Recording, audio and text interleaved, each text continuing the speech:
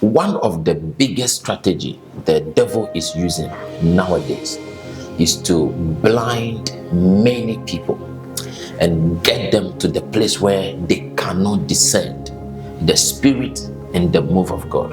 And this is what the Bible says in 2 Corinthians chapter 4 verse 4, that Satan, who is the god of this world, has blinded many people and has brought them to the place where they cannot receive the glorious light of the gospel of Jesus Christ to reveal and be manifested in the one of the biggest problem that this generation, our generation, is having is that we don't have the spirit of discernment. Many people who call themselves Christian, many people who go to church don't have the spirit of discernment. And we live in a world where people judge you by your accent, people judge you by the way you look, people judge you by the way you dress, people judge you by the way you talk, not by the kind of spirit you are operating with. I have been to many places where by the time I even open my mouth and talk and people hear my African accent, oh, false prophet. Oh, false prophet from Nigeria. Oh, false prophet from Africa. Oh, false prophet. Many people don't have the discerning of spirit to judge people by the spirit they operate with, but rather they judge you based on looks and appearance. And this is one of the biggest problems we have in this generation. Yeah, this is one of the biggest problems we have in this generation. That is why at the prophetic mentorship, one of the major things as a pastor you need to do is to teach and train your people to receive the spirit of discernment. It is one of the major things that many of us, most of us pastors, as leaders of churches, we need to train and equip and teach and mentor our people to receive the spirit of discernment, the ability to discern. Yeah, the ability to discern. You see, as a pastor, I don't believe in blocking people from having an encounter with other pastors and other churches.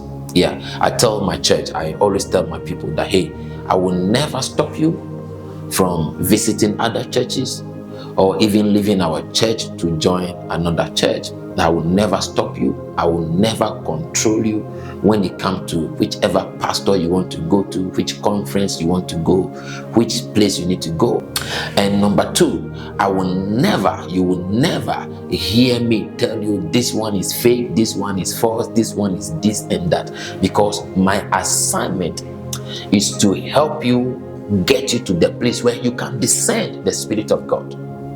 You see, many believers can never discern the Spirit of God at work in somebody. Many believers. How many believers are not at that place? Yeah, the spirit of discernment is one of the most important impartation the church of this end time need. I have seen many young men and women used mightily by God. Unfortunately, people criticize them, condemn them, call them fake and false. Why? Because people find it difficult to understand the way they are operating. Yeah, the way they are operating.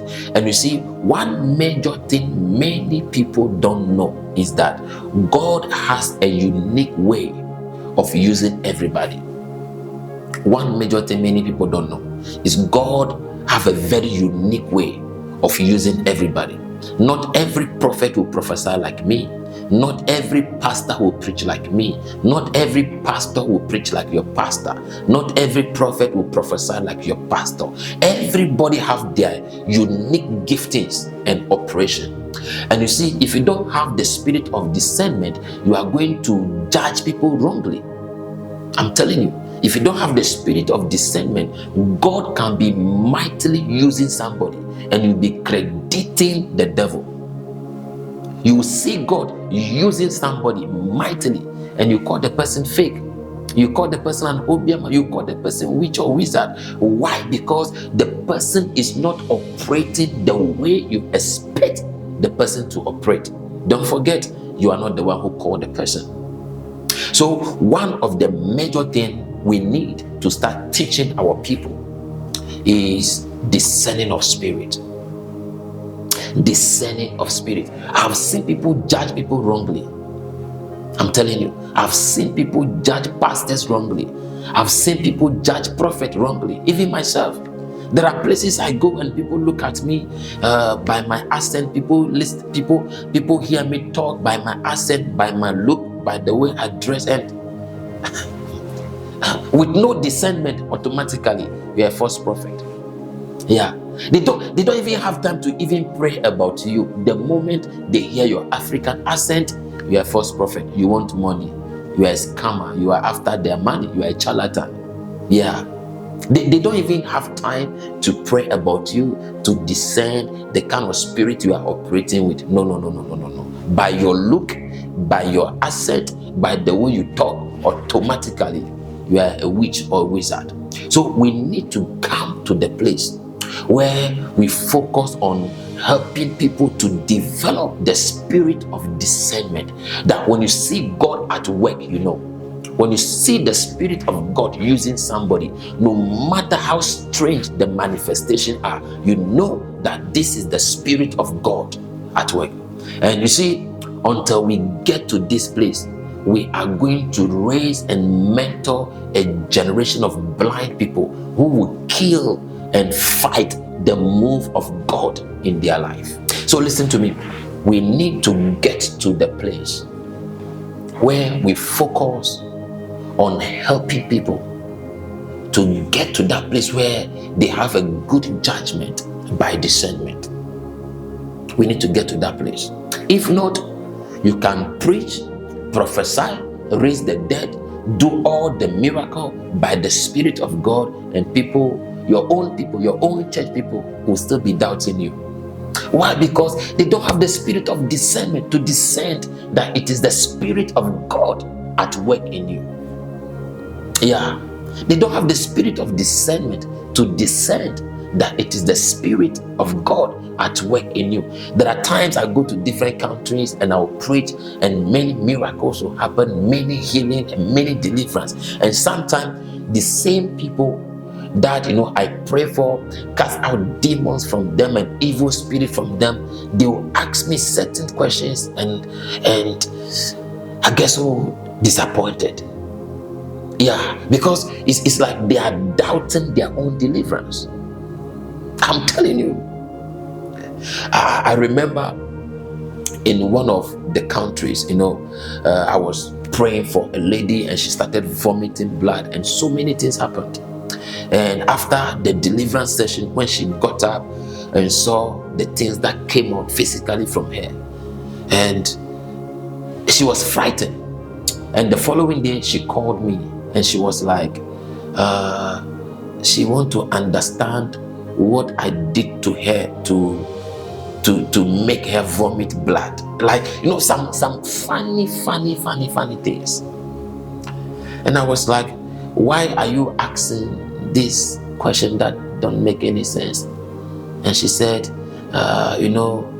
she has been going to church for all these years and no pastor lay hand on her, and she fell before, and she don't understand why when I lay hand on her she fell down, and she cannot remember anything that happened, and she just got up and find out that she's dirty and she vomited blood and all those kind of things. And she told her pastor about it, and the pastor said, she should be aware of these African pastors, because most African pastors do witchcraft on people. And I was like, wow. Like, how will you explain this? The same person that you help deliver her, cast out demons out of her, is now doubting her own deliverance. Trying to manipulate herself to believe that you who cast out demons from her, you are a demon. You who delivered her from witchcraft attack, you are using witchcraft. You see, and all come to this one thing. We need to train and mentor people to receive the spirit of good judgment, the spirit of discernment. If not, the move of God will be crippled, and the move of God will be hindered. Why? Because the people will not believe.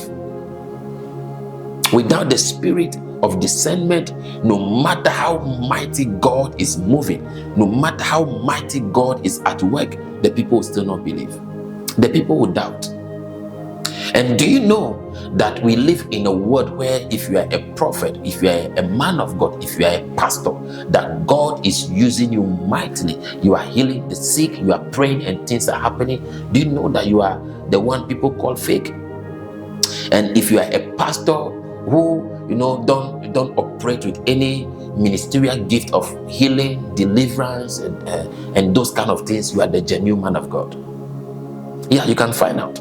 If you are a pastor who just preach, you are a true man of God. But the moment God started using you, miracles are happening, healing is taking place, deliverance is taking place, you are casting out demons from people, you are a false prophet, you are using witchcraft. Why? Because many so-called Christians don't have the spirit of discernment. So anything strange they see, it is the devil. Anything strange they see, it is the devil. So listen to me, as a pastor, we have a responsibility to come to the place where we teach people, we train people, we mentor people to receive the spirit of discernment.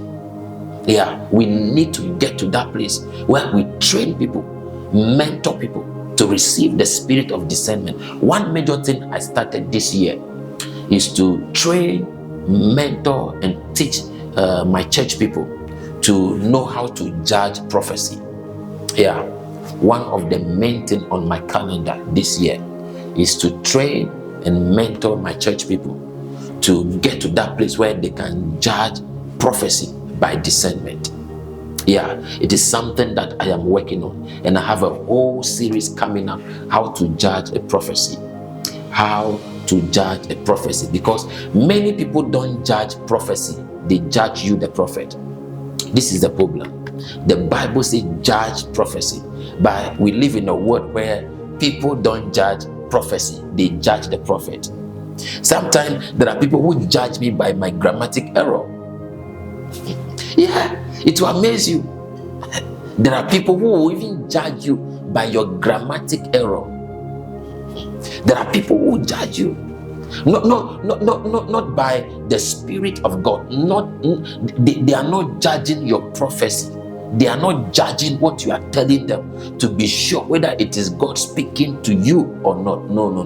They are judging you by your look, by your accent, by your utterance, the way you talk, the way you speak. They are judging you. That's how many people judge.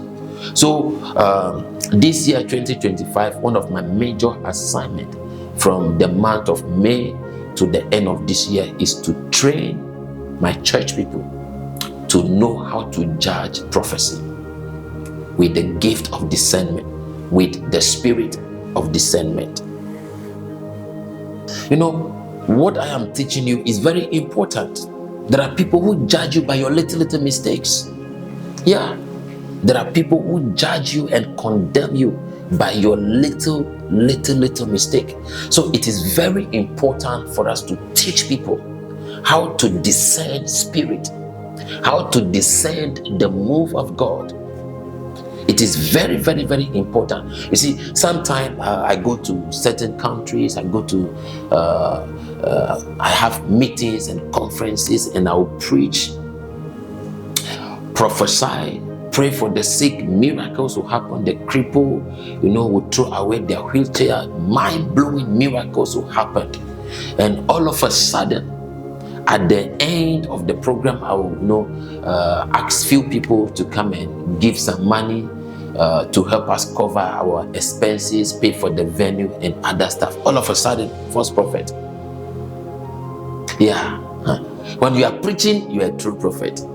When you are praying for the sick, miracles are happen through prophet. We are true. Yeah. Wow, mighty God. God is moving. Yeah. You are praying for people, things are happening through prophet. You are prophesying, things are happening. But the moment you ask for offering to help cover the expenses, false prophet. You talk about money, you are a false prophet. all of a sudden, God is no longer using you. All of a sudden, all the healing and the deliverance that took place, people forget about it. All of a sudden, the mighty signs and wonders that took place at that conference, people forget about it. And they started judging you for one thing, for the fact that you are asking money to pay for expenses, because they expect you to do everything free. Yeah, and sometimes it is funny how people judge you as a prophet, as a man of God, when it comes to money.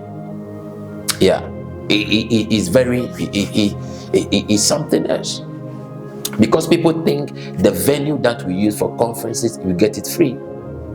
Yeah, the venue we use for the conference, we get it free. The keyboardists, the drummer, the people who came and play the instrument, they play free. The videographer, the photographer, and everything, we get it free. People assume everything is free. Yeah, people think everything is free. The radio station that announced the program, people think it is free. The social media, Facebook, Instagram, and YouTube, people think it is free. You post it free. Yeah, people think it is free. People think they hear you on the radio, it is free. They see you on the TV, it is free. People think as a pastor, you get everything for free. The hotel you are using free. Yeah, the plane you took to come to their country, it is free. People think everything is free. So you should just come, you get everything free, and you do a program free. You don't ask for offering, you don't ask for any money, and you go free. Yeah, people think you don't even eat, you don't buy food. Or people think when you go to KFC or you go to any restaurant to buy food, you get it free. Yeah, so it will amaze you how people can judge you wrong for the little things.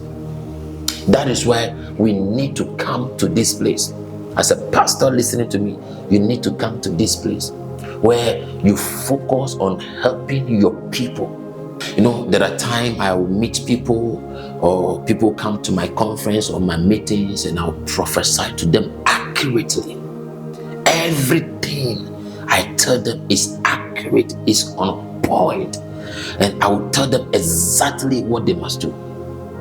And I am expecting that they are going to respond to the prophetic direction immediately. And sometime after 3 days, I will not hear from them.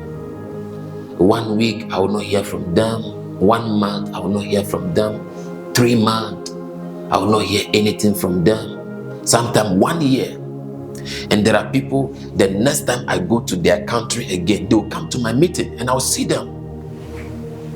And they are still going through the same thing they were going through that I prophesied to them about a year ago.